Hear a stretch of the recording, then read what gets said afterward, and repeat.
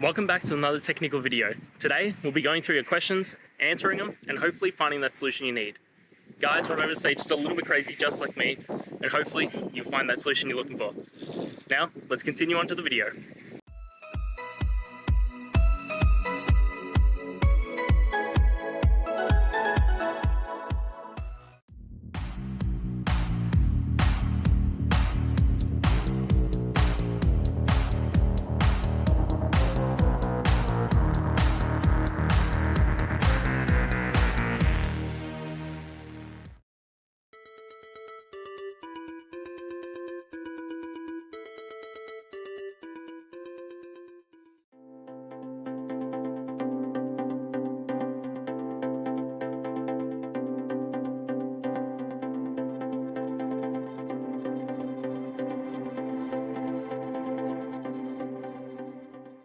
I hope that's found the resolution that you're looking for and you managed to work your way through your issue.